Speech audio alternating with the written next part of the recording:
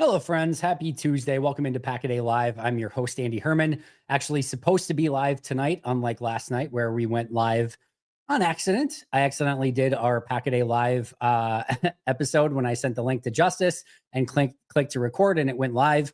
So some of you got to see Justice and I live yesterday. But today, it's just me. And like I said, more on purpose today. Thanks so much for being here. Always appreciate you guys a ton. We'll get to as many questions as we can over the course of the next hour or so.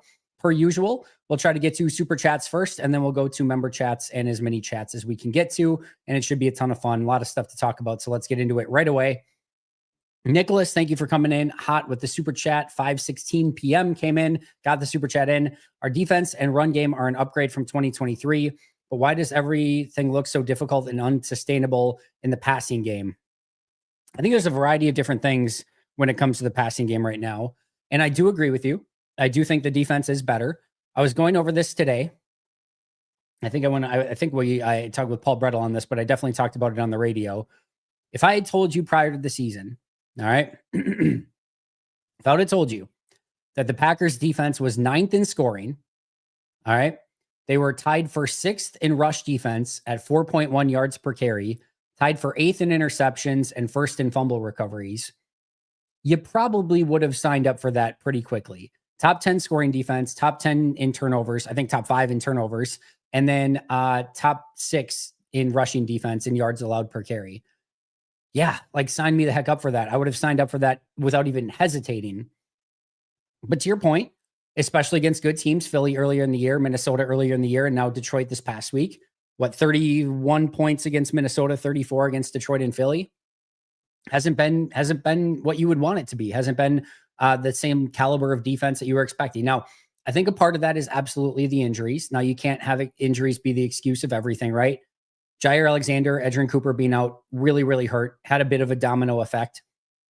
When you don't have Jaire on the outsides, you're kind of having to keep your safeties over the top a little bit more because you're not trusting those corners quite as much, maybe not dropping that safety in the box quite as much, opening up the middle of the field a little bit more. You're also having your linebackers and defensive linemen very cognizant in the run game to try to stop the run.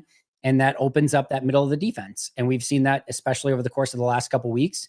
I will also add that Miami and Detroit, two of the best teams in the league, especially Goff and Tua, at throwing over the middle of the field. That's sort of their superpower. And it coincides with where Green Bay's weakness is at the moment. Sometimes that happens. Sometimes you get a mismatch that doesn't exactly play to your strengths and you have to find a way to mitigate it. Green Bay had a really tough time mitigating it this past week. As I mentioned, I think Cooper and Jaire being out hurt. I think Evan Williams and Javon Bullard going out of that game hurt quite a bit as well, especially Evan Williams, who I thought was having a really nice game up until the injury in that game. It happens. Zane Anderson didn't play poorly, but it definitely changed the calculus of the defense as a whole.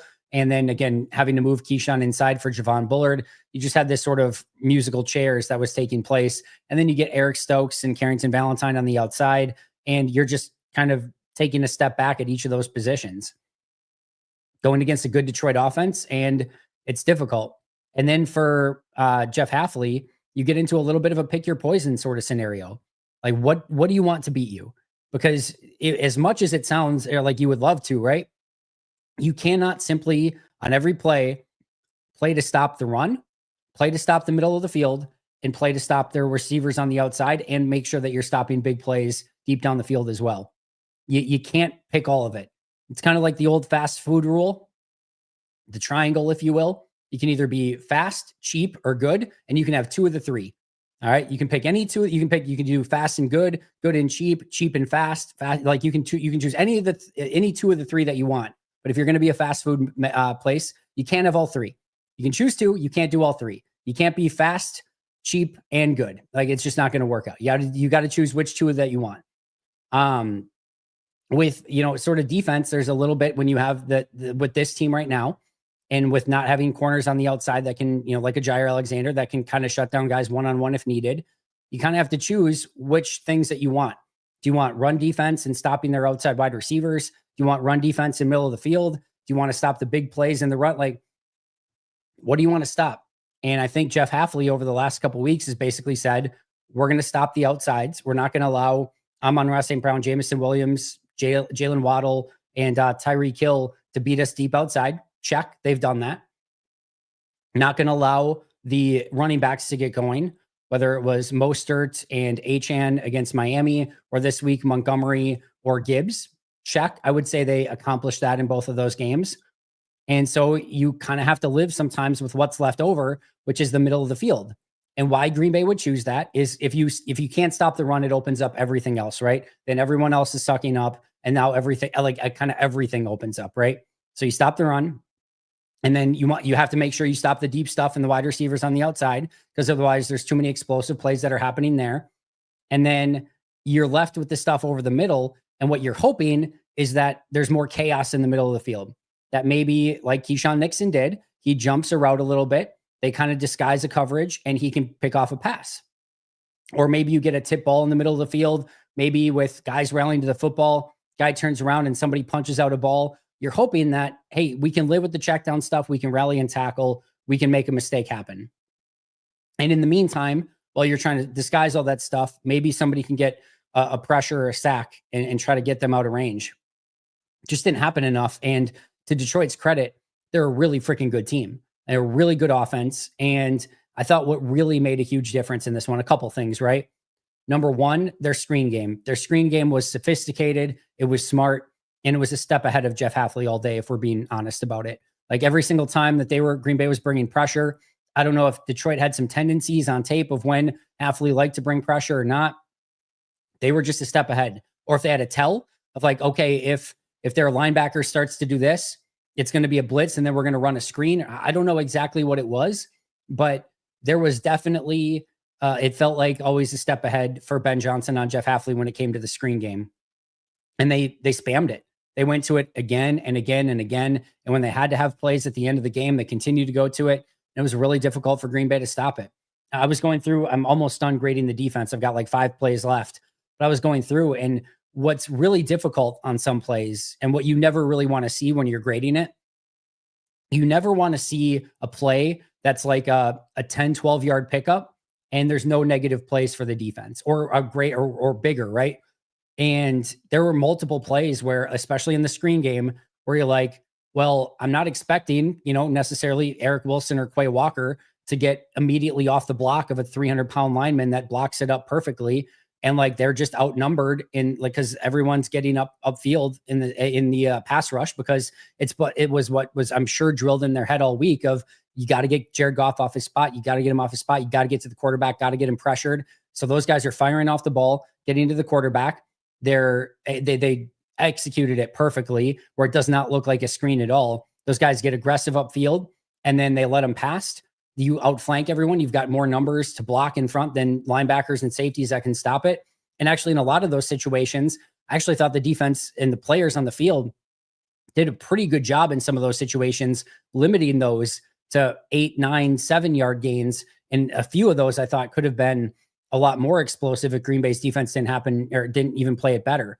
There's a play late in the game too, where it's just like there's just like a quick easy out for like 8 yards.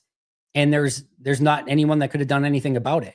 And you're not assigning blame on that. You're not assigning negative grades when there's nobody that's able to kind of pick that stuff up. And that's where I say, like, there were times in this game where it felt like Ben Johnson was just a step ahead of Jeff Hafley. So this is a long way, Nicholas, and I didn't necessarily plan on spending a good 7 minutes answering this question per se, but there's a lot going on with the pass defense right now. I think it starts with injuries. I don't know if there's, again, some tendencies or some tells that Green Bay's defense has, because it felt like Ben Johnson and the Lions offense was a step ahead. I will also add that defense is very, very hard, and the Lions offense is really, really good. You add up all those things in a blender, especially, again, when you, by the end of the game, missing Evan Williams, Javon Bullard, Corey Ballantyne, Jaire Alexander, Edgerrin Cooper. And yeah, it's going to be a little bit of a struggle. And it certainly was at the end of the game. You'd still like to see Green Bay get some stops. They couldn't. And they're going to have to kind of go back to the drawing board a little bit. And hopefully, fingers crossed, get some of those guys back as well. RDC2, thank you so much for the kind words. I appreciate that a ton. Shane Sanders, appreciate you as well. That's really, really kind of you. And I'm glad you guys are liking it. Make sure to, if anyone wants to really help out the podcast in the season of giving, go out on Apple on the podcast. First of all, make sure you're subscribed and getting the daily downloads. That helps a ton. But give those 5-star reviews. We've had some people say some not nice things lately. So getting a few 5-star reviews with some good comments out there would be really, really beneficial. So if anyone wants to really help out, you don't have to do anything monetary. Just go out, give it a 5-star review on Apple, and leave a nice comment. That would be amazing. But I appreciate you guys a ton just for being here. I'm getting sick of Detroit fans saying Green Bay couldn't beat a bunch of practice squad defenders. DC was able to put in a good game plan, different than Green Bay losing Bullard and Evan and adjusting on the fly. Couple things here. First of all, if you lose twice in a season to a team in the division, they get to talk their smack. We get to talk smack on Chicago for a very long time now. We've got to talk smack on Detroit for a very long time. We got to talk smack on Minnesota because they've never won a Super Bowl. Same with Detroit. So like there's levels to this. And we've got to talk our smack. Guess what? Right now, Detroit is big brother. They are NFC North champions. They are the better team with the better record. They beat Green Bay twice this year. They get to talk smack. It's annoying and super frustrating when Bears fans try to talk smack every offseason when they have no right to do so. And then we can make fun of them for that. But right now, we have to kind of take our medicine. And right now, Detroit fans get to talk their smack. So if we want to see a change, then Green Bay needs to go into Detroit, come divisional round or NFC championship round and go get that win. And then guess what? The baton comes back to Green Bay fans and we get to talk our smack. The second thing is I thought Aaron Glenn was phenomenal in that game. I thought his game plan was about as perfect as you could have given the circumstances that he was given, especially with Aleem McNeil going out in the middle of that game. Quite frankly, it was disappointing to see Green Bay's performance along the offensive line, especially early in that game. Now, Green Bay settled down in the second half, but you can't have a game plan flummox you for basically a half, or at least right up until kind of that final drive for Green Bay at the end of the first half. You can't start punt, turnover. The game wasn't out of reach by that point, but it definitely puts you behind the 8 ball, and that's not where you want to be. You want to be out in front, dictating terms, and instead, Detroit got to dictate terms in that game. So credit Aaron Glenn. I thought it was a really good, it's about as good of a 31-point defensive performance as I thought you could have given the circumstances. And yeah, it sucked for Green Bay not being able to, again, have some of guys like Bullard and Evan, but they lost Aleem McNeil in the middle of the game as well. And I'm not trying to make excuses here. It sucks. It's frustrating, but hey, right now, unfortunately, they get to talk their smack a little bit. Good game plan that involves simplicity and just using those new guys in the box. So it wasn't necessarily blitz, but after no run from Jacobs, it was blitz, which is harder for an offensive line to pick up, in my opinion. They were very, very smart with the way that they game planned that game. Just kind of keeping a lot of guys in the box, daring Green Bay's outside wide receivers to beat them. Took Green Bay a little bit too long to adjust. They were playing attacking downhill football, and it was really smart. Basically saying, like, the longer that the play went on, the more susceptible that they would be to really not having the guys that they needed up front, like Aiden Hutchinson, Aleem McNeil, DJ Reader, etc. So they're basically saying, we're going to take away Josh Jacobs, then we're going to get after the quarterback, and we want to make it so that these plays are happening fast and furious. And while doing that, we are going to bring our corners up and do a lot of press man, make it so that these wide receivers are uncomfortable, and we think we can live in that realm. And for early in that game, they were really able to live in that realm, and it took Green Bay a little bit too long to adjust. So good game plan. Green Bay will be better for it moving forward. They'll be able to make those adjustments quicker. I really believe so. But they're also going to have to show that the next time some other team comes up with a great game plan defensively early in the game. I'll get to the other super chats in just a moment. For us Packers fans, who should we root for or against? Do we want Minnesota to lose so we can compete for the 5 seed? Do we want Detroit to lose so they don't get the 1 seed? It's a little bit of a Rubik's Cube right now, right? Because it depends on what you want, and it also depends on what happens with Minnesota and Detroit. Here's what I would say. I think the biggest thing that you are rooting for at the moment is just Green Bay to go out and play their best football possible and get hot at the right time. In all likelihood, they're going to go on the road in week 1 or the wild card round against probably an NFC South or an NFC West team. So I guess in those divisions, like, pick who you want to cheer for. I would probably be cheering for Atlanta a little bit more. Like, that's a little bit of an easier matchup. But you never know. Like, I still remember to this day the NFC Championship game against the Giants, the negative 20-degree game, etc., where everyone thought all season it was going to be Packers Cowboys in the NFC Championship game, and Dallas beat Green Bay, if I remember correctly, earlier in that season. And it felt like, oh my God, as long as Green Bay doesn't have to go and play Dallas, they're going to go to the Super Bowl. This was the Brett Favre year, right? Yeah, and it was Dallas early in the year. That's when Aaron Rodgers made that first kind of appearance and showed, like, oh, he can play. So yeah, that was earlier in the year, and nobody in Green Bay like wanted the Packers to have to play in Dallas, and they had already beat the Giants earlier in the season. So it's Dallas versus Giants, and if the Giants win, Giants have to come to Green Bay, and if Green Bay wins, if Dallas wins, Green Bay's gonna have to go to Dallas. We're all thinking, oh, please let the Giants win, please let the Giants win, please let the Giants win. Giants come to Green Bay and beat them in the NFC Championship game. Now I don't know if Green Bay would have been able to go down to Dallas and beat Dallas in the NFC Championship game, but I would certainly like that opportunity, knowing that the Giants beat Green Bay in Green Bay. So you never quite know, who to cheer for. And then also you could be cheering for the 5 seed or the, whatever, and then, you get the wrong matchup. You end up getting a really hot Rams team that maybe wins 7, 8 in a row or something towards the end of the year, 6 in a row, whatever it might be. So right now it's difficult to say. I would just say cheer for Green Bay to win, get as many wins as possible, try to get his best seed as possible. And then you kind of let the chips fall where they may, because I could say, well, we want this seed, but then if another team has something else happen, it's just really tough to say right now. So you hope that they get as many wins as they can, hopefully go 4-0, hopefully start playing their best football, trending in the right direction. And as I was saying, you're probably going to go against the South or a West team in the first week. You're probably going to go against either the Eagles or the Lions in the second week. And then you're probably going to go against either the Eagles, the Lions, or the Vikings in that final week. It's going to be a tough road no matter what. So just get in first and then try to get as best seed as possible and let the chips fall where they may and hope that you're playing your best football at the right time. All right, let's get to these other super chats. Need better scouts for defense. Well, I just brought in, I guess that's the offensive side of the ball. Yeah, I guess, are you saying like the college scouts for defensive players? I thought you meant like advanced scouting. My apologies. Yeah, I mean, the defensive draft picks have not been good enough. And I think what was really important about Jeff Hafley coming in, right, is this was the first time where we kind of got to see, all right, was it the chef or was it the ingredients? Meaning, was it the defensive coordinator in Joe Barry that just wasn't very good? Or were the ingredients that, the chef Barry had to cook with just weren't good ingredients? They spent all these first round picks and all this money on all these players on defense, and Joe Barry could not make it work. So you can't just replace all the players, right? So then you make that educated decision of like, all right, we've invested a ton of stuff in this defensive side of the ball.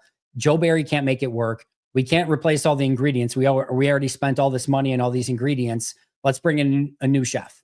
And so they bring in Chef Hafley. And Chef Hafley says, yes, I like these ingredients, but we're going to use them in a totally different way than they've ever been used before. The last chef didn't know what he was doing with those ingredients. We're going to spice it up and we're going to make it a little differently. So he makes those ingredients in an entirely new way. The results are better. You went from a, 2-star, 1 or 2-star restaurant to maybe a 3-star restaurant, but you're still not getting that Michelin rating that you really want, right? So, and I think if you really were to say, you kind of you're now tasting the new chef and you're like, this is better. This is better than the last chef, but something's still off with these ingredients. It still doesn't taste the way that I want it to. I kind of want a gourmet burger, and this is maybe a step up from Burger King. So it's still a little bit off, right? And I don't think that it's just Jeff Hafley. I think that he has done a pretty good job, but I think we're starting to learn, hey, all that you invested into this defense, whether it be big free agent signings, whether it be all the draft picks that you put into it, it hasn't been quite right. And to me, it's now leaning a little bit more like before, what you kind of felt like, I think this is more Joe Barry. And I still think, by the way, I'm not defending Joe Barry here. I think that was the right move. I don't think he was the right defensive coordinator no matter what. But I do think you can also look at it now and say, all right, I still don't think Joe Barry was the right chef for that job, but the ingredients were still a little bit off too. And we have to now admit that as we get, Jeff Hafley in, and it's still not exactly the way that it's supposed to be. So here's the one thing I will say, and I'll kind of add on top of this. The one thing that does give me a bit of excitement, if you will, or at least a bit of hope, if nothing else. The four players that they really invested in on defense this past offseason, specifically for Jeff Hafley's defense, right? So Rashawn Gary, Kenny Clark, Kingsley Enagbare, LVN, Quay Walker, Eric Stokes, Jaire Alexander, those players, Keyshawn Nixon, right? Those players were brought in during the Joe Barry era. And those players were brought in for Joe Barry's defense. Now we're not seeing Devontae Wyatt, et cetera, right? Those players have not transitioned over very well so far. Maybe it's just learning a new system. Maybe it's they're having a decline. Who knows? But they have not transitioned super great. But the 4 players that they attacked aggressively this offseason, Xavier McKinney, Evan Williams, Javon Bullard, and Edgerrin Cooper, all not only seem like very good players, but they seem like very good fits for this Jeff Hafley defense. And now Brian Gutekunst is going to have another offseason, this upcoming offseason, where he can target players that are specifically for this Jeff Hafley defense. And you're going to have to probably churn the roster a little bit and figure out where, can you make some of these guys on the roster right now better? Can you make them fit this team? Or are you going to have to go in different directions in some of these spots? But if I'm given some hope, it's when Goody spent 4 valuable pieces, a huge free agent safety contract, a 2nd round pick, a 4th round pick, and a another 2nd round pick. I guess technically he spent the 3rd round or 2, which we have not seen any ROI on. But when you spend all of that, capital in one offseason, you're hoping to see those guys make a difference, and those guys have. So hopefully, now that he's probably going to attack the defense again this offseason with Jeff Hafley's defense in mind, hopefully he's going to be able to hit on more of those players that are going to fit this defense rather than trying to transition guys over from the last defense into this defense. No guarantees. Not saying it's going to be perfect, but if you're looking for a sign of hope, maybe that's your sign of hope. All right, Dustin, Andy, how much would it cost Green Bay to move on from Jaire after this season? I've gone over this before, but I will bring it up really quick just so we can go over it. All right. I recently had to reset all of my cookies and cache and everything like that. Man, there's nothing more annoying. There's nothing more annoying than having to usually when you just type in, when I type in, go to over the cap, right? I just type over and hit enter and it automatically comes up because you're going to over the cap. And now the whole thing is so annoying. Anyway, enough about that.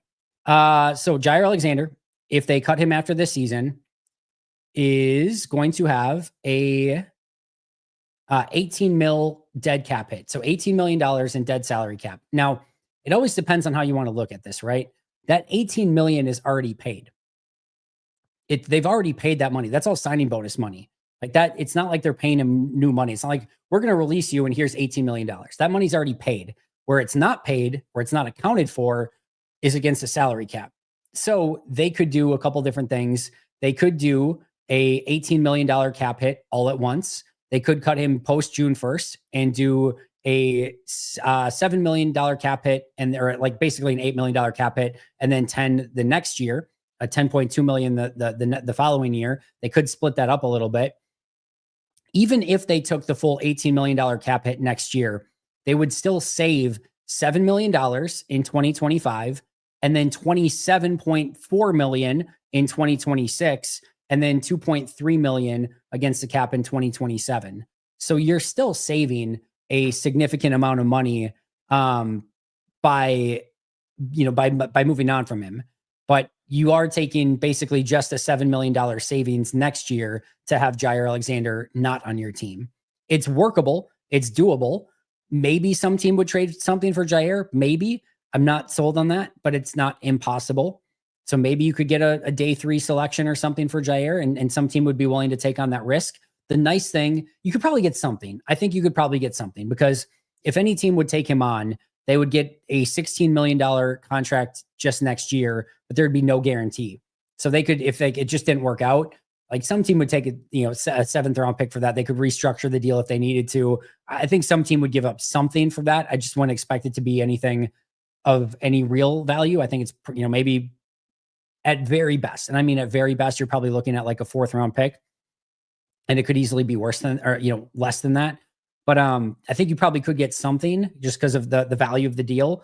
But your big thing is you're getting off of that contract, but then you have to kind of rebuild that corner room as well, which they're probably going to have to do anyway. But it's, to me, it's a 50-50 coin flip as to whether or not he's back next year. I could see them just doing it and saying, yeah, I think we need him back. I could see them saying, hey, he's just been too hurt and we need to go in a different direction. So I could easily see that going in any of those two directions, but as to which one it is, your guess is as good as mine. Ralph, thank you again. Tired of Packers having a certain taste for defensive players when drafting, it's not working. Yeah. I don't think it's a specific taste, quite frankly. Edgerrin Cooper is that taste. He's a really good player. Javon Bullard is that taste. He's a good player. Evan Williams is that taste. He's a really good player. They've definitely hit on guys, obviously, in the past. Like Rashawn Gary and Jaire Alexander were that taste, right? And Rashawn Gary was pre-ACL. Like he was really, really good. Like really, really good. And Jaire Alexander, pre-shoulder injury and some of the injuries like that, was a first-team All-Pro at corner. So like their careers have deteriorated at some point in time for whatever reason, probably due to injury. But those ended up being very good draft picks up until injuries kind of derailed their career. They regressed for whatever reason. That's not necessarily on a scouting standpoint or like a GM standpoint. Like you kind of did your job getting a super talented player in the building, and why they regressed like that. Sometimes that happens. And, again, maybe it's just due to injuries. It's tough to say. But I think you can easily defend the Rashawn Gary and Jaire Alexander picks based on what they became as, again, a really good pass rusher and a first-team All-Pro corner up until, again, I think injuries kind of derailed both of their careers to some extent. So I don't know that it's necessarily their taste in players. I can understand the frustration in some of the draft and develop, the LVN type picks, the Quay Walker type picks. But, Devontae Wyatt was supposed to be the most NFL ready defensive tackle in that draft, 24 years old, came from an SEC school, was ready to play right away, was not your draft and develop type. And that didn't work out, at least so far. So there's no, when it comes to taste or what your preferred type of, there's no perfect formula here. I mean, at the end of the day, you have to find a way to draft good football players. And sometimes, and as we've seen in the past, sometimes those career arcs take a little bit longer. And if anyone should be willing to give that some, a little bit of time, it should be the fans of the Green Bay Packers, who it took a little time for Aaron Rodgers. It took a little time for Jordan Love. It took a little time for Devontae Adams. It took a little time for Jordy Nelson, Donald Driver. Amon Green was not ready to go early in his career. TJ Lang, Josh Sitton. We can go, on and on and on. David Bakhtiari played his rookie year, but certainly was nowhere near the peak of his powers of what he would ultimately become. There's a ton. There's an absolute ton that took some time to develop over those first couple seasons and went on to be great Packers. It's not, there's no formula. There's no proven formula of like, if you just do this, you're going to get good players. I agree that I think it's frustrating of where Green Bay's at from again, maybe going a little bit too much in that project, standpoint, especially early in the draft. You got to find a way to get good players one way or the other. And whether it's first round, second round, third round, seventh round, doesn't matter. Whether it's a project player or somebody that's ready to go right away, whether it's an offensive player, defensive player, you just got to find ways to get good players in the building. And I don't necessarily think that anything philosophically is completely broken in Green Bay. They found a lot of really good players. They absolutely need a better hit rate in the first round right now. The current first round group of players that are on this team, especially as of late, you can make a very strong argument of the reason that this team is not performing up to expectation or like better than the expectations right now. And it's not like a legitimate, this is the best team in the league, is your Eric Stokes, LVN. I'm not giving up on LVN or Jordan Morgan at this point, but again, what you're getting on an ROI right now is not where you want it to be. Obviously Morgan's largely due to injury at the moment, but Quay Walker, Devontae Wyatt, like those are big time premium draft picks that you're just not getting big time premium play from. And it's okay to miss on a couple of those, by the way. That happens. That happens to every single team. Nobody's batting 1,000 with that stuff. But you can't go Stokes, LVN, Morgan, Quay, Wyatt, etc., and not have anyone that's playing even near a Pro Bowl level from that group. So it definitely needs to change. But again, there's no perfect formula on this either. We went over the cap savings. I'd like to still go on a roll and win on that so that we ride the momentum into the postseason. We can have a shot at that 5th spot. I totally agree, Ben. Trans Right's good to see a friend. At one point, we were number 1 in turnovers on defense. We might still be. I just didn't have a chance to look at it. But my guess is if we're not number 1, we're probably in that conversation still. Andy, outside of Gary and X, does this defense have a legit starter that you would bring back? Yeah, I think so. So, obviously, Rashawn Gary, you're bringing back. Kenny Clark's not going anywhere. Now, if he can play like he did this past game, I feel a lot better about that. But I still, for the most part, feel like Kenny is probably a value add for the defense. He just needs to be a little bit more impactful. He was this past game. Edgerrin Cooper, definitely bringing back as a linebacker. Definitely bringing back Evan Williams and Xavier McKinney. I have no issues with Javon Bullard in the secondary. Like if the Jaire health is the only question, right? If Jaire is healthy, he's worthy of being a starting corner. And like, again, I've kind of said all year, if Keyshawn's your fifth or sixth corner, or fifth or sixth defensive back, I'm not super concerned about it. It's when he has to be your number one or two that it becomes a lot bigger issue. So I don't hate the idea of bringing Keyshawn back for one more year, but you kind of would like to have some competition there, right? But no, there's definitely pieces on this defense. And like, there's other things too. It's not just starters, right? Like Carl Brooks can be a rotational player on defense, and Igbari can be a rotational player at defensive end. I think Brenton Cox can be a rotational player at defensive end. Like, you have some depth pieces, but from a starting standpoint, they absolutely could use, some more talent, which sucks to say because they've invested so much on this defense already, and it's just still a little bit undercooked. Still needs to get there a little bit. Concerned about the health of the defense. Safeties are banged up. Linebackers are banged up. Is this loss to Detroit a blessing in disguise? I don't see it that way, Wade. I don't know why that would be the case. They still have work to do. They're not clinched. They basically can't even clinch a playoff spot this week. They would need a tie from the Rams and the 49ers on Thursday Night Football to clinch a playoff spot. So they still have work to do. I think you need to continue to play good football going into the playoffs. I don't think you can kind of just go in on cruise control. So no, I don't see the losses to Detroit as a blessing in disguise in any real way. And a win against Detroit could have at least opened up the idea or opportunity to maybe still get a division win, play at home, or even maybe get that 1 seed, depending on what would happen with Detroit, Minnesota, and Philly the remainder of the way. So no, I don't necessarily see it that way. No team in any game during the regular season is a snapshot of who they are in the playoffs. Look at the Cowboys from 2020 to 2023. I mean, there's a lot of Packers teams that could live up to that moniker as well, Mateus. But no, I mean, that's why you get in the playoffs and you see what happens. And I try to say this all throughout the year. What I'm looking for from the Packers is not perfection during the course of the regular season. And in fact, I want at least probably a few losses during the course of the year, because you kind of have to, I'm a firm believer, you have to learn some of those lessons. You have to go through growth. You have to go through adversity if you want to be the team that you're going to become come playoff time. I really, truly believe that. So, playing this idea of like, you want to go perfect in the regular season. I'm not saying I go into any game hoping they're going to lose. That's not the case at all. I want them going into every game. I want them to win every game. But I think if you take a step back and look at the season as a whole, what I'm looking for are signs that this team can be who I want them to be, a team that can go on the road for a few games and win those games and get to a Super Bowl and maybe even win a Super Bowl. There's signs of it. There's hints of it. If Green Bay can go on the road, like what I would really love to see is just, Green Bay go on a 4-game win streak here, like a really strong 4-game win streak, playing really good football. Because to me, that would show me that they can go and win on the road in tough environments. Because Seattle's a lot to play for. Like, they're playing for their playoff lives still this week, and they need to win. They've won 4 in a row. Seattle's a tough place to play. That's a great test for Green Bay. Minnesota is going to be fighting in all likelihood for that division title still when Green Bay goes to Minnesota, or at least could easily be in the conversation. Or Green Bay, Minnesota could be fighting for that number 5 spot. Like, there will be things that are on the line for the Vikings in that game. I think that's a great test for Green Bay. So I want to see even a little bit more of this. I want to see how they can play on the road. I want to see even more proof of what I think can be there, but we haven't really seen it come to fruition yet. And that's okay, because this team can be the best version of itself come January. And that's what we've been saying all along. We don't want this team playing their best football in November or December.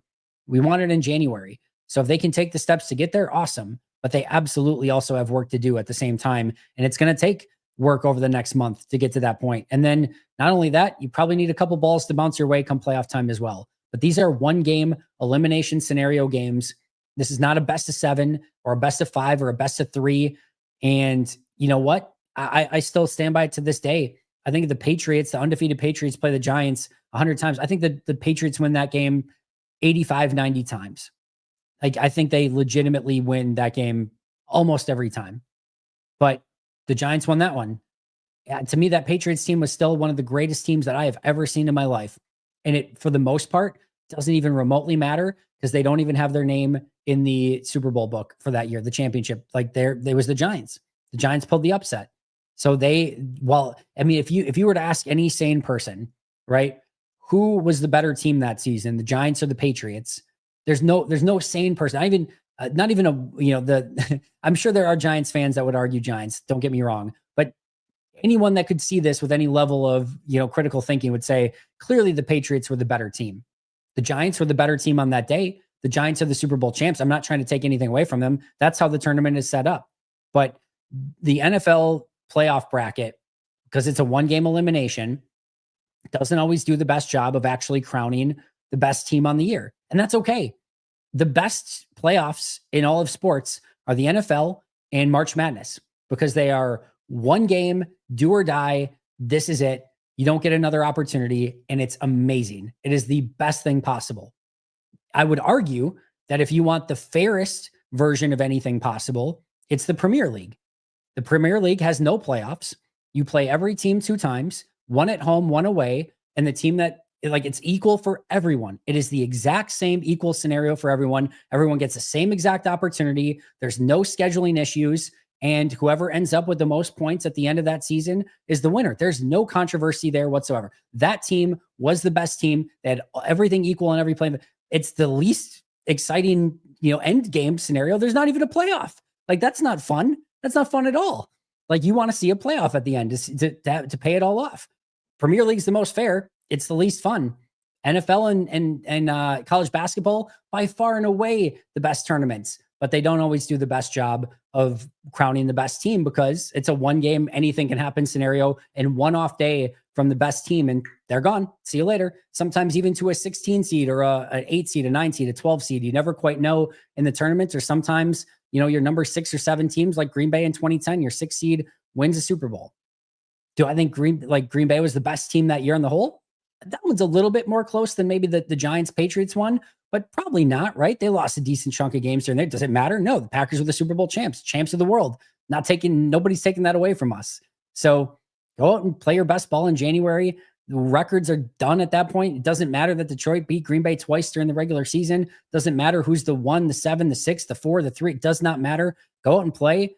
Ball bounces your way a couple times. You play your best football, and all of a sudden you're Super Bowl champs, and you have glory forever. And they'll name a street after Matt LaFleur, and Gutekunst and Matt LaFleur, and everyone go in the Packers Hall of Fame, and everyone's got a chance at, glory down. It's all you need. All you need is one epic run for 4 games. So 4-game win streak. Sounds simple enough. It's a lot harder in practice, but you never know what's going to happen. It's what the beauty of the game absolutely is. I think Nicholas is referring to our pass game. I don't know. I'll have to go back and look at that one. I'm not sure. Sorry if I misinterpreted something, Nicholas. Andy, do you root for Rodgers and Devontae when you watch the Jets? Thankfully, I don't need to watch the Jets and do not make a habit out of watching the Jets. I would have been very intrigued if this was a good Jets team. I've felt completely numb to the entire thing, quite frankly. I'm not cheering against them in any way. I'm not rooting for them in any real way. I think I would have maybe had more of an emotional response one way or the other. And quite frankly, I don't even know what that emotional response would have been if they were playing meaningful football. That team never came close to playing meaningful football, especially by the time Devontae got there. So I've just never really cared. I've never really paid that much close attention. I was all hyped up last year. Opening game, Monday Night Football. Aaron Rodgers is on the Jets. Let's see what this is going to look like. Then, of course, you have the immediate Achilles injury. And then, this year, again, they were just bad from the very beginning. Never got into it. So never really had an emotional response to it one way or the other. And I'm very thankful that I don't have to care about the Jets. I will say, one of the coolest things with Favre, and I wish this had been the case with Rodgers instead of it being tied to, how many snaps he played or whatever. With Favre, the better that he did, the better the draft pick became. And that would have been, if it would have been really, really fun, I think last year, especially if Rodgers would have stayed healthy and that second round pick can become a first and another second, if they win the Super Bowl, or if they, or it's just a first if they go to the playoffs, or if there had been incentive to that, where this is awesome. We have a second team that we get to cheer for, because the better they do, the better our draft picks become. That would have been, because that was fun with Brett, even it didn't end up working out because he got hurt midway through the year. But it was a cool experience to be not only do I still get to cheer for this quarterback on a different team, it's almost having another team to cheer for, but the better they do, the better draft pick we get. Like, heck yeah, like this is awesome. So it didn't work out that way. And again, thankfully, I have not had to care about that Jets team at all, because that is a miserable experience to be a Jets fan right now. Andy, I thought the coach losing it with a Lions fan who was acting inappropriately while part of the pregame was kind of strange. Like, he is undisciplined too. Your thoughts? I can understand how anyone would read it that way. I don't have any problem with it whatsoever. If here's how I would have maybe changed my interpretation of this. If the fan came up to LaFleur and was talking smack to LaFleur, and LaFleur overreacted to it and got into it with the fan, I would have said, how are you expected to tell your teammates to not have a reaction when they get into it, when you can't do it yourself, right? I think that would have been a different connotation for me, and maybe a slightly bigger issue for me. The fact that the fan went towards players first and was doing the throat slashing sign, and coach had their back and said, no. Like, you're not going to do that. You're not going to disrespect my players, and was more Papa Bear about it and, kind of protecting his guys. Totally different connotation to me. So I have no problem with it. I love the fact that he had his guys back. Like I said, if he came after him and like just didn't blow it off and is like, get out of here, just, kind of pointed to security and said, hey, get this guy out of here. Different connotation. But the fact that he went after the players first and LaFleur had their back, that to me is a little bit different, a little bit more cool, a little bit more respect for that than it had it been the other way around. So no major issue on my end. And here's what I can tell you about Matt. And you can tell this by the, you can say like, well, he had that tirade on the sideline earlier this year when he couldn't get the timeout in and things like that, right? That shows me how much this means to him, how much he cares about his teammates, how much he cares about his guys, how much he cares about winning, how much he cares about this team, like how competitive he is. In maybe a couple of those scenarios, could have maybe kept his cool a little bit more, sure. But I have zero doubt in my mind how much I've coached youth soccer, and I know how like passionate I have been about that, and like how much it means to me of like, having my kids back and things like that when things happen. And I can appreciate the hell out of a coach wanting to win so bad, wanting it at all costs, and having his teams back and his guys back, and wanting it that passionately. That to me, if this was something that was happening on the regular, like if we're talking about, oh my God, Matt LaFleur is like losing it again on the sidelines or something, two scenarios. One, he had every right to be upset with the referees, apparently did not like swear or anything, was just kind of being demonstrative about it, which I kind of understand based on how that situation unfolded. And one where you have this really weird situation where a random fan was coming after his guys and making a throat slashing gesture. Now, I have no issue with it. I love his passion. I love that he has his guys back, and no concerns whatsoever. If it happens 3-4 more times or something, I don't know, we might have to have a different conversation. But right now, love the fact that he did it. The thing that is hurting the Packers is them always starting off slow and playing catch up for the whole game, which limits some of the things that we can do on offense. I didn't feel this game ever got to that point, Ben. They continued to try to run the football. They had leads in this game in the second half. They had their offense open to them the entirety of this game. I do think your first part of this is right. Getting behind the 8 ball is definitely disadvantageous, no question about it. But they had opportunities even after going down in this game. What was it, 17-7? Like, they had opportunities to win this game. They went ahead in the second half on 2 different occasions, and the offense was legitimately open to them all day long. There was never a point where they had to just throw their way back into the game. They threw more because the run game wasn't working and Detroit was stacking the box, but it was never out of reach where it was like, well, we just got to throw in every play. So I do agree. First game against Detroit, 24-3. First game against Minnesota, 28-0. Those are more insurmountable, and those are definitely cutting off the run game and forcing you to play a specific way. I did not feel this most recent Detroit game fit that billing. Still, you don't want to be down 17-7. And I think more than anything, it allows Detroit to lean on you, and their entire offense is available to them, which is not where you want them. But I think from an offensive standpoint for Green Bay, they still could have done anything at any time that they wanted to in this game. Joe, I honestly am worried about the defense. Nothing I can see is going to stop us being destroyed by screens and crossers. Again, let's see if they can get people back. I do think that this was something that they were doing a better job with earlier in the season. I really do. I do think Edgerrin Cooper and Jaire Alexander and Evan Williams and Javon Bullard being out there helps quite a bit. I do think they're going to continue to work on it. They've got 4 games to continue to kind of hone in on some of those things that have been going poorly. They do have some different mixing and matching of things that they have the ability to do. And I do think that they're going to learn some lessons from this. And also add on top of that, one more time, Detroit and Miami are 2 of the best in breaking middle of the field offenses in the entire NFL. So not every team is as equipped as these 2 teams at attacking Green Bay the way that those 2 teams did. So I'm with you in that it's been an issue and they need to get it cleaned up, but I'm not quite to the level yet of like, yep, it's over. Let's just play for 2025. Let's just pack things up. I think they'll find ways to clean it up. And if nothing else, maybe mitigate some of the issues that have been there. If not, maybe eliminate the issue entirely. I cannot figure out how to leave a review on Apple Pods. I swear I'm not old or dumb. It's been a really long time since I've done it, since I've done the Pack-A-Day one a long time ago. But you go in. Give me 1 second. I won't take too long. If I can't figure it out, then I'm probably just old and dumb. But I know I did it before. So here's what you do. You go to the front page. All right, there's your Pack-A-Day podcast. And then you just scroll all the way to the bottom. It's kind of in the middle, but scroll to the bottom and then tap up. And then you just do 5-star review. And then if you haven't given a review yet, usually it allows you the opportunity to leave a review and actually write out what you want to write about it. So super simple. Just go into your podcast, go to the bottom of the app, scroll up a little bit, reviews, click 5 stars. And then again, if you haven't given a review yet, you should be able to put in a comment as well. Anything that you guys can do to help that, I appreciate a ton. They didn't even stop our running game that well, in my opinion.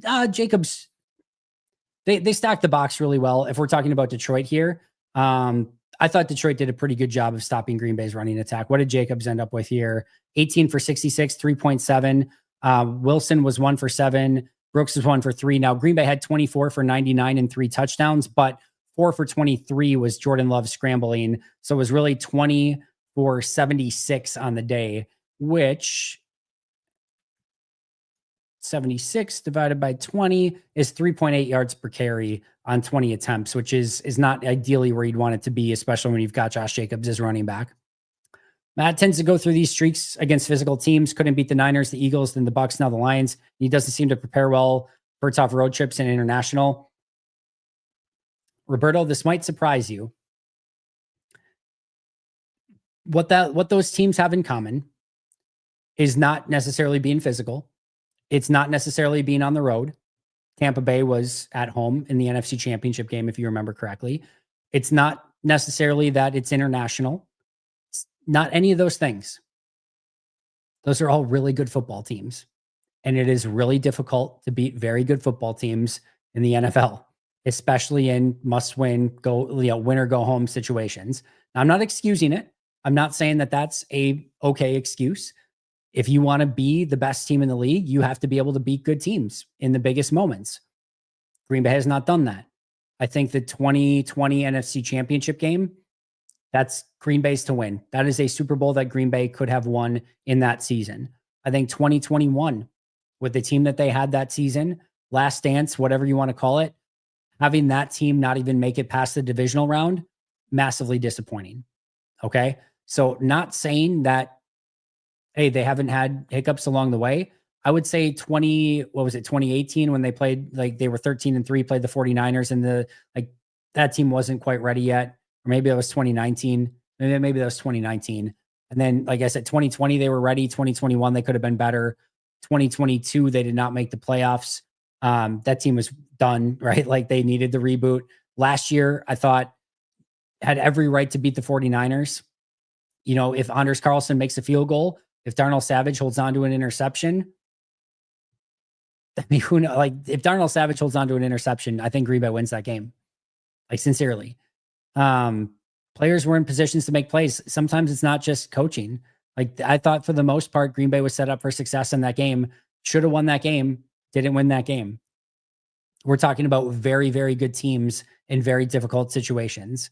And now, if Matt wants to be great, if he wants to be considered one of the great coaches in this league, if this Packers team wants a Super Bowl trophy, if they want to be a great team, those are the things they have to do.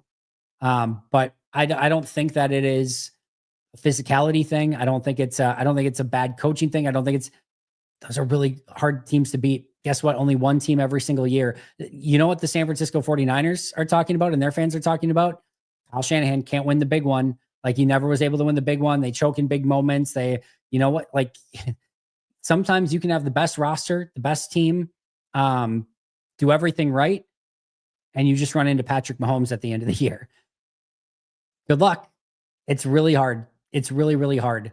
And I think, like, if we're being real, right? There's 32 teams in the league. On average, if everything were equal, you would win a Super Bowl once every 32 years. You know, Green Bay's won one in 2010. They won one in 96. In 2010, like that, their next one that they're due for, if they win one before 2042, they're above expectations. So we've got a handful of years yet to still win one and still be ahead of schedule. It's a tough, very, very, very tough thing to do, is to win Super Bowls in this league. Again, not excusing it. This is title town. We know what the expectations are going into every season. I wouldn't have it any other way. It's Super Bowl or bust every single year. That's the goal. That's the expectation, especially when you've got the great quarterbacks that Green Bay has had. So no two ways around it. You lean into those expectations. You don't shy away from them. So whatever the case is, they have not got the job done when they've needed to the most. But you know, part of the reason why they've had to go against some extremely good football teams, which every team has to do when you get to that point in the season. And hopefully Green Bay can do better when given those opportunities in the postseason this year. We'll see if they can. All right. Is it just me, or is Matt LaFleur allergic to craft or slants across the middle? Lions and others have killed us there, yet Green Bay never seems to run what should be a guaranteed 5 to 8 yards. Thanks for what you do, Ted. I appreciate the kind words. There are probably some things that Matt could do to take a little bit more advantage of some of the underneath stuff, but it also depends on how teams are playing Green Bay. In some situations, teams are playing off of Green Bay a little bit more, and they take some of the underneath stuff. And sometimes they run the ball a little bit more. Sometimes they take those shots downfield a little bit more. I think it's predicated a lot on what the opposing defense is trying to take away. Could they probably live a little bit more underneath? Yes, I think we saw that against Miami. I think it was Miami, right? Where we saw a lot more, a lot of checkdowns, right? A lot of underneath stuff. Take the easy stuff to Kraft and Jacobs, Reed, let those guys do the run after the catch. That was like what we did against Miami, or what Green Bay did against Miami, was exactly what you're talking about. So, I mean, like, you don't see slants all that often anymore. Like, teams are pretty good against slants. I mean, none of it was crossers and checkdowns a lot, and just like little hitches over the middle of the field. That's what you saw beat Green Bay this week. It wasn't really slants. Slants are a little bit tougher in modern NFL, but I think there's something to what you're saying. I just think they have to kind of take what the defense is giving them. Sometimes that stuff is there, and maybe sometimes they could do a little bit better job of taking some of the low hanging fruit and just matriculating the ball down the field, if you will. What is the easiest road the Packers can take to the Super Bowl? Ben, I don't even care, nor do I want to know. I want the hardest path, and I want them to have to earn it. Go and earn it. Go be the best team. I don't know. Probably Falcons. Maybe Eagles getting so it'd be Falcons, and then maybe Washington getting past Detroit, and then Washington winning their first game against Philly. So then Washington would have to go against Detroit. Green Bay would play. All right, hold on. Let me see. So you would have, let's just say, one is the Lions, right? One is the Lions. Two is the Eagles. Three is, let's just say three is the Seahawks. Four is the Bucks. We'll just say we'll say four is the Falcons if we're going the easiest possible. Five is the Packers. Six is the Vikings. Seven is the Commanders. So we've got Commanders, Eagles, which the Commanders are going to win that. And then the Vikings are going to the Seahawks will beat the Vikings. And the Packers would beat the Falcons. And then you would end up with Lions versus Commanders, Packers versus Seahawks. Packers beat the Seahawks. Commanders beat the Lions. And then you've got Commanders, Packers in Lambeau Field for the NFC Championship game. Meanwhile, the Denver Broncos win the AFC. So your path to the Super Bowl in that scenario would be Falcons, Seahawks, Commanders at home, Broncos in the Super Bowl. That is your easiest possible path that I could probably come up with to the Super Bowl at the moment. Although I think like there are certain teams that are really bad that have technically not been eliminated yet. So you might be able to brainstorm up some that are even easier. But I'll go with that. Or maybe the Colts make a late season run here and you get the Colts in the Super Bowl. I think they're only 2 games behind Denver. So maybe you get the Colts in the Super Bowl. But for teams that are in it right now, and if we're not, doing anything too crazy, I'll say, you go through either the Falcons or the Buccaneers, then the Seahawks, then the Commanders, then Broncos in the AFC. There's your path. It's really hard for me to watch the Vikings. I find myself rooting for Aaron Jones and then thinking, wait, no, he's wearing purple. I'd like him to get 100 yards and a touchdown every week, and the Vikings still lose. So I will love Aaron Jones forever and ever. Amen. But not in purple. Can't do it. Won't do it. Have no issue. I'm not cheering against him per se, but I'm definitely not cheering for him. I'm not cheering for the Vikings. Anyone that's wearing purple in a game, just sorry, you're not going to be my cup of tea. And you don't get cheered for during that time frame. As soon as he is done in Minnesota, whether he goes to another team or just retires and retires as a member of the Green Bay Packers, whatever it is, don't care. But right now, the love fest with Aaron Jones is on pause, and it will continue the moment that he ceases to be a Minnesota Viking. Do the Packers wide receivers legitimately struggle against man coverage, or is that just a Twitter narrative? They struggled earlier in this game to get off of press man a little bit more. And then there's a couple things that went into this. Green Bay adjusted later in the game and got into more bunch formations and gave them more opportunities, a little bit more underneath stuff and some stuff that the Packers wide receivers had the ability to win on. Of course, the Christian Watson play deep down the field. They schemed stuff up better as the game went along. So once they adjusted to it, they were totally fine. The other thing is in man coverage, Romeo Doubs is one of their go-tos, and they obviously didn't have him in this game, which hurt them quite a bit as well. Nima Hose, Andy, do you think the defense needs a complete overhaul at all positions outside of 2 guys? I don't think we have many starters. It's going to be a defensive heavy offseason again. No 2 ways around it. They're going to have to gain a little bit more pass rush. They're going to have to gain, probably remake their corner room to some extent. Safety is going to be good, right? I still think you're probably looking at Quay and Edgerrin Cooper as your primary linebackers going into next season. So you're probably not looking at a major makeover at that spot. And maybe they asked Tyron Hopper to be the next guy up as that 3rd linebacker. So I could see a base defense, that still has those 3 linebackers in it. And then corner is going to be the big one. I still think, Bullard, Evan Williams, Xavier McKinney are going to be very involved at safety, but yeah, there's going to definitely be some changes along this defense. No questions about it. So the Packers have a chance to clinch this weekend, but it would be insane if it happens. Seems like 1,000 things have to happen this weekend, more likely next weekend. It's actually only 3, right? I think it is, but one of them includes a tie between the Rams and the 49ers on Thursday Night Football. So barring that happening, it's not very likely. Sam, thank you for the super chat. I'm concerned Romeo isn't out of the concussion protocol. This team really needs him. And more importantly, I just hope he's okay. Sam, I said the same thing today on both the radio show and on, the podcast this morning as well.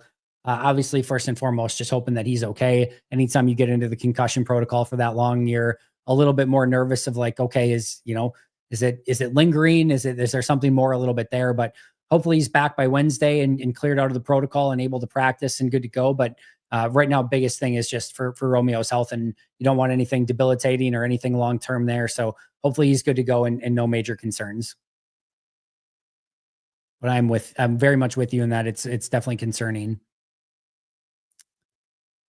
How does the contract of a drafted rookie in the practice squad, example, Kalen King, work? Does he make his 7th round salary or practice squad salary? Does Green Bay have rights on a futures deal, or could he choose any team?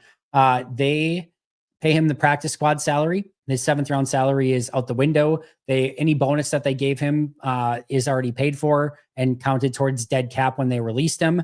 So it's just a practice squad spot, and they have no rights on him. As soon as the season is over, if he wants to go to any other team and sign a futures deal with them, he can do so, or he can choose to stay with Green Bay. The vast majority of players, if the team that you've been playing with and practicing with is willing to give you the futures deal, you usually take it with them. And usually when you see a player flip teams at the end of year and not take a futures deal with the team, it's almost always because the original team did not want them back. So it's not a guarantee.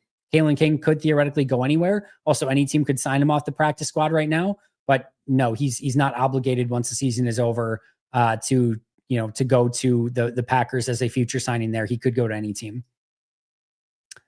Why can't our defense get a game-winning stop? Don't know. Something that they got to improve upon, that's for sure. Niners and Rams do have to tie.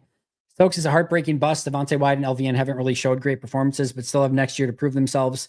Yeah, Wyatt, we're in year 3. That one's probably a little bit more towards, talking about that bust territory. LVN has shown some flashes as of late, so hopefully he can kind of get it going in the right direction. But just need more out of those first round picks. No two ways around it. Have to get more out of them.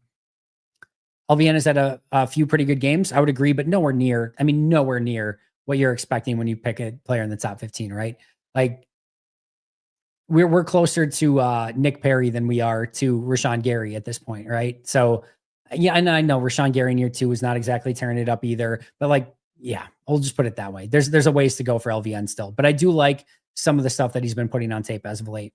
A lot of people talk about offenses getting in rhythm, clicking on all cylinders, pushing the right buttons. Do you think the idea exists for defense too? I personally think so, but it works differently. No, absolutely. You're constantly, man, I can't tell you. And again, I don't ever want to just say like youth sports is the exact same as pro sports, right? There's a difference. I get it. It's not perfect apples to apples, but there is a lot of stuff that is apropos. And what I can tell you is there are times where I was coaching a team where we did a certain lineup early in the season, thinking that it was the best lineup and that it was going to go a certain way. And then you have a couple things happen through the course of the season, whether it's due to injuries or whether it's due to trying some different things through the course of the year, and you stumble upon something different. I remember I had a team that I coached once, won the championship, went 19-1 on the season. And we had 3 unbelievable players that could play pretty much anywhere on the field, right? And I was so close to putting one of them at forward, one at mid, and one at defender. And I felt really good about that going in. And at the last moment, I realized, you know what? The one that's playing mid needs to be defender. The one that's at forward needs to be mid. The ones at defender needs to be forward. And it took a little bit to kind of get to that point. Once we got there, it was just game over. No, it was unstoppable at that point. But it was this close to like being in the wrong order, and you had to kind of figure it out as the season went along. And if you don't think that stuff happens with NFL teams too, whether it's on offense or defense or special teams or just the team as a whole, there are certain things that just click into place at different times. And you don't always know exactly where it's going to come from or why it's going to happen. And it just happens. And it's not always what you expect it to be. And at some point you just get it. And that's why I'm always, when people talk about Kalen King, do I think he's going to come in and make the difference? No, absolutely not. But would I hate if he got 10 snaps at some point just to see like, hey, because you never know when there's that hidden puzzle piece that you're not expecting to fit in somewhere. And all of a sudden you put it in there and you're like, oh, wasn't expecting that. That's why I would love to see Tyron Hopper in some game get 10, 12 snaps just to see, is that a piece that could theoretically fit in there that maybe you didn't expect it to fit? So I absolutely believe on defense, on offense. And it's not just the players either. It can be, Jeff Hafley has been using this guy to blitz in this specific scenario, or he's been going cover 2 in these scenarios, but he's actually now realizing that cover 4 works better in those scenarios. There can be those versions of things too. And I don't think this team on offense or on defense, I actually think on special teams, they've been closer to kind of figuring out the right formula in just about all phases more than I think I've ever seen them in a very long time. Knock on everything. But I feel like it has been a little bit closer in that regard. Offense and defense, I still feel is just a little bit off, that there's like a couple of puzzle pieces missing, or maybe things just need to be rearranged in a slightly different way. And maybe over the course of these last 4 weeks, they figure those things out and you go into the playoffs clicking on all cylinders. So no, I absolutely believe it is in all facets, in all sports of all ages, professional, rec, anything in between. It can absolutely happen that way, where you get the right set of chemistry clicking at the right time, and the rest is magical. And hopefully that's what happens with Green Bay. I know Jacobs has been the focal point of our offense, but wouldn't opening up the offense boost our ceiling? After all, Love is the reason we had aspirations we did coming into the season. There's no perfect formula here, right? I love that Josh Jacobs has been the focal point of this offense. Let him do the heavy lifting, and then when you need to have Jordan Love put on the Superman cape, he has the ability to do so. And we kind of saw that this past game, right, against Detroit. Like, yeah, early on, the sledding was tough running the football. They made the adjustments. They got Jordan Love going. He attacked that defense aggressively, made some unbelievable throws. They put up 31 points. They took the lead. Defense couldn't hold it. They didn't play well enough early on. They probably needed to make a couple of those adjustments earlier. But you want to be able to have an offense that's multifaceted, that can win running the football when they need to win running the football, that can win throwing the football when they need to win throwing the football. And Green Bay has every ingredient that they need. Just need to, again, figure out a little bit of the formula that works perfect, and it can change going into each and every game. And they just have to be ready and prepared and good to go with exactly what they want to accomplish going into that game. But I have no problem with Jacobs being the guy at the forefront and then adjusting based on how the running game is or isn't going in a given game. Jaire going to be available in Seattle. We really need him back, especially against JSN, Lockett, and Metcalf. We do not know any of that at this point. We should know on Wednesday a little bit more of at least if he's practicing or there was a setback or anything like that. And then I will bet you a good chunk of money that he is questionable going into the week, and they'll give him the week. They'll give him the week to see, and then we'll have to say, where he's at come Sunday. Packers are one of the best at developing offensive players, but one of the worst at developing defensive players. You're probably not wrong, Ben. You are probably not wrong. I saw a couple things. I have not seen anything substantial on this whatsoever. From what I could garner in a very quick look into this, when somebody was talking about it yesterday, it was somebody random on the internet suggesting that the Packers should look at Patrick Peterson, and then it took off from there. I've not seen anything substantial that the Packers actually did work out Patrick Peterson, want to work out Patrick Peterson, or have any interest in Patrick Peterson. So no. And frankly, I don't really have any interest in that either. If Green Bay would work him out and like him and think that he's a great fit, awesome, I'm on board. Let's see. But I don't necessarily expect that to happen. I've not seen anything substantial on it. All right. Fair enough, Joe. No comment on that one. Just let CV in there and give him the opportunity to grow. I mostly agree with that, Ben. I'd take Kevin King with both hamstrings pulled over Stokes. Oy vey. Let's just face it. This team cannot develop defense. Offense, they kill it. Defense, just find some free agents. And you know what, Joe? Sometimes that's okay, right? If that's who you are as a team, lean into your strengths. Use your draft capital to draft and develop offense and continue to go in that direction, and find good veterans on free agency on defense. They seem to be pretty good at finding guys, right? Rasul Douglas was a great fit out of nowhere. Keyshawn Nixon, whatever he's become, on a 1-year vet minimum, was an unbelievable find on defense. Obviously Xavier McKinney, Preston Smith, Zadarius Smith, Adrian Amos. They even there's another one too, I swear. Devondre Campbell on the 1-year, $2 million deal was a great find. They know how to find free agents on defense. That's never been an issue. So lean into it.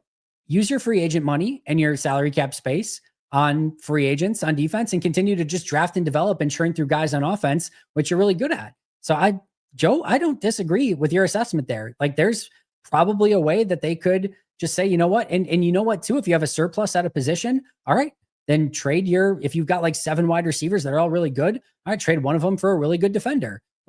There's probably a way that they could do that better, knowing that they're very good at drafting and developing on offense, and they have not been very good at it on defense. So you know what?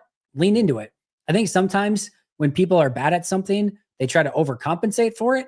And sometimes it's better just to say, you know what? We suck at that, but we are great at this. So we're going to continue to be great at this. And then we're going to, do it a different way on the thing that we suck at, so that we don't continue to suck at it. But hopefully they can just draft and develop better at that position. That'd be nice.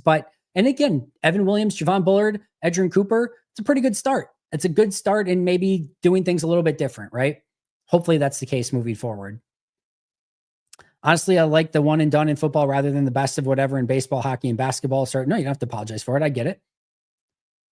All right. Considering the new players, injured players, and overrated players, I think they're performing about as expected. They're a wild card playoff team. With some luck, they may not have to play in the cold. All right. Totally agree with that. We're going to go lightning round through as many of these as we can. Can we just keep them off of primetime, like Jets, Cowboys, Bengals, Giants? Keep them all off. The bad teams, you mean? Yeah, that's fair. I watched video by name of Marcus Whitman, that franchise guy, where he ranked all the NFL front offices. Packers ranked 7th. We have the youngest team in the league, and we'll have 10 plus wins again. Yeah, I mean, guys, I don't know who needs to hear this, but overall, the foundation of this team, the structure of this front office, the coaching staff, they're doing a really good job. Now, again, it's about winning Super Bowls. It's about being great. It's not just about being really good. You don't get a really good ribbon every single year. Hey, we did it again. We made the playoffs, got eliminated in the divisional round, but we were there. We were in the conversation. No, that's not what it's about. But This franchise is in a very good spot overall and just needs to figure out a couple of those tweaks just to bring it to that next level. And I'm very hopeful that they will. Wide receivers, way too many drops. Sure. Watson's been pretty good. Doubs and Reed have been, and Wicks obviously have been the ones that have been a little bit, on the more drop side. So they got to get that cleaned up. I agree. Yes, it's fun. I love coaching soccer. One of my favorite things of all time. Hopefully Vikings give Darnold 4 years, $200 million. Listen, somebody's going to pay him. Somebody's going to pay him a pretty penny. I can guarantee that much. Probably more on the Baker side of things, of more like that type of contract, but somebody's going to give him a pretty penny. No doubt about it.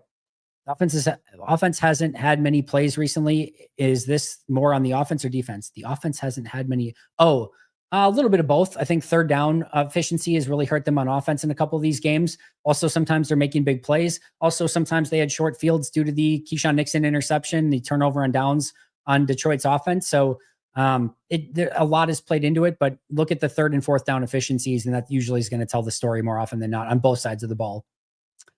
Tramon Williams is probably the answer to that question. Charles Woodson in that conversation as well, but it's probably Tramon Williams. I disagree that they're too soft. I think they are a very good pass blocking team. I think they're a little bit more of a finesse offensive line overall, but I think that they have decided to be a very, very strong pass protecting offensive line. Struggled this past week, a lot of Josh Myers to do with that, but overall they've been really great in pass pro. And I think the run game, they are understanding of what their limitations are. And that's why Matt LaFleur is very good at scheming up run plays, and Josh Jacobs is very good at avoiding tacklers. So they go and spend a little bit of extra money on guys like Aaron Jones and Josh Jacobs to say, hey, it may not always be perfectly blocked up for you, but we're going to expect you guys to get some of the extra yards, the tough yards, and also why you pay Matt LaFleur the big bucks to design some of those very fun and exciting runs that you don't have the big maulers on the inside always. Although I will say Sean Ryan has been a little bit more of that. But you're a really good pass blocking line and can still win at a high level with the offensive line that they have. And I would say 28 other teams would probably love to switch places with the Packers when it comes to their offensive line. No timeline for Musgrave that we are aware of. Special teams, especially in 2021, was very rough, correct? I think Green Bay or Detroit would have beaten KC in the Super Bowl last year. You might be right. How do you think Valentine has been in his second year? Mostly the same, mostly fine, some ups, some downs, no noteworthy jump in any real way. He's a fine player. I think he's probably kind of like your number 4 corner in an ideal situation. First guy up off the bench. You feel comfortable with him out there, but doesn't really elevate your team in any sort of way. I still think there's a better player in there. I really do. Would not shock me if at some point, year 3, maybe he has a breakout, but right now, very similar to what we saw in his rookie season. Just mean he doesn't tend to do well against physical teams. Good linebacker play, Bucks and Niners. Yeah, but again, I would say more it's good teams than it is just physical teams. Hasn't really had the opportunity to play as much as some of us would like. Will the game? I don't know. I'd have to go back and look what that was in regards to. Bucks are up. That's good to see. Are they still winning? Bucks up 98-94 with 5 minutes left. I got to go watch the end of that game. Get those likes in. Don't want to play the NFC West division winner. I can understand that, Siggy. But you know what? You're going to have to beat good teams in the playoffs. Embrace it. Really want to know what would be the hardest road to the Super Bowl. I can guess the NFC, but not sure who you think would be the toughest in the AFC. Toughest road, I think, would be like if the Rams got really hot and you had to play the Rams in round 1, and then Lions in round 2, probably Eagles in round 3. And then, Buffalo, Baltimore, KC. I don't think there's going to be, if any team makes it to the Super Bowl, it's not going to be an easy out, right? But I still think Buffalo is the best. I know the Rams just kind of put up a bunch of points on them, but I still think Buffalo is the best team in the AFC. So I'll say Buffalo is the champ there. What week did the AI end its perfect run? It was the first Lions game. Had Green Bay beating the Lions both games, had Green Bay losing to the 49ers. So it's got 3 games wrong so far. Those Malik Willis wins are looking better and better. They sure are. Can't do it either. 33 is a real one, but not in purple. I agree. Were fumbles this big of a problem for Jones when he was a Packer? He definitely had fumble issues at times, including in some huge playoff performances for sure. Those were huge wins for us considering where we were in the standings, the Malik Willis wins for sure. Sam, yep, we talked about that. The blocked field goal was a game-winning stop. No, the blocked field goal was a special teams winning play. The defense allowed them to get right down in field goal range. So no, that was not a defensive stop. That was a special teams play. And that's what Christie said as well. Devontae Wyatt will be 27 next year on a rookie contract. Yes, he will. Yeah, weird. Those things are always weird. Randy, sorry I missed this earlier. Packers are probably a year away, but we've seen the Chiefs. Luck matters. This offense plus a fluky turnover streak could get us through the NFC Championship game. Yeah, I think it could. Again, play your best football at the right time. Don't beat yourself. Get a couple balls to bounce your way, and all of a sudden you're Super Bowl champs. It's not quite that easy, but you get my point. I want our Packers pass rush to pressure Geno into the quarterback that I once knew playing as a Jets and Giants quarterback. Be nice. One of these days, you're hoping that the pass rush steps up in a major way. Cutting Jaire is only worth it if you're going to turn around right and sign a younger star like with Jacobs. It may be an overpay, but they're in a competitive window and need all the talent possible. It's possible. They could easily go in that direction. What do we think the Packers will draft linebacker early? It seems like a good class. I don't think super early, no, because I think they still have Quay and Cooper, and they just drafted Hopper in the 3rd round. So I would guess that they will not draft a linebacker in the first 3 rounds in this draft. I agree with the offensive defensive development over the last few years, but this coaching staff resume includes Williams, Bullard, and Edge. Not bad so far, not to mention Quay improving. Well said. And he just said my point before I hit send. There you go, Brian.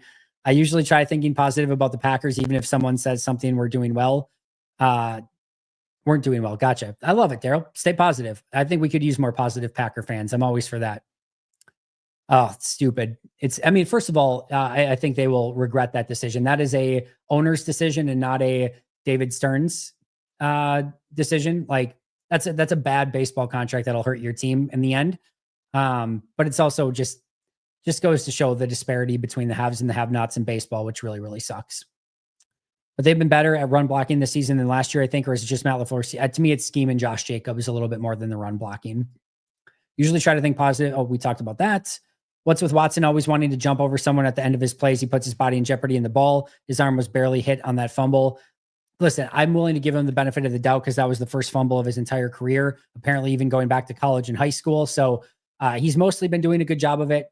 This one he did not. I'm sure he'll go back to the tape, clean it up, and hopefully go on another amazing streak of not turning the ball over. I would say more of a B minus player, Daryl, but we're maybe just, nitpicking at that point. Hoping Goody goes after a corner and edge rusher in free agency and using draft to further develop the middle of the defense. Corner will be a big time, I think swing, especially in the draft, but a lot of it's going to be dependent on what they do in Jaire and Nixon and what they do in some of those, defensive end positions as well. They're in a very interesting spot, but they'll definitely use some resources on defense this offseason for sure. Another clean sheet in Champions League. Yes. Not the prettiest 1-0 win ever, but I did have that on in the background today as I was going through and grading the defense. So good to get a win. No question about it. Really fun Liverpool season so far. I think he's trending very, very, very well. Very, very well. He's playing really good football. Kind of the Jordan Love that we expected going into the year. Still think there's a lot out there for him, but he's playing good football right now. Good thing that I didn't trade for Greg Newsome. Yeah, he's out for the year. They just put him on IR. Kraft does hurdle as well. We have missed on a lot of first-round picks, but have to compare Goody to the rest of GMs. Most GMs miss. Goody is great in comparison. Edge and corner in the 2025 drafts. I could see both of those being picked. And yes, overall, Goody is doing a very good job with the team. Just need more positive Watson discourse. I think he's a really good player, but people always give him crap for some of the drops. He's had 3 drops in 2 years. Jane Reed's at 9 this year. The drops are overblown. It's not really been an issue for Watson in any discernible way. From Brazil, great job. Go Pack Go. Thank you, Mateus. Really appreciate that. Last thing, love getting hot. That's the most important. How did Quay look? 3 good games in a row to have my attention.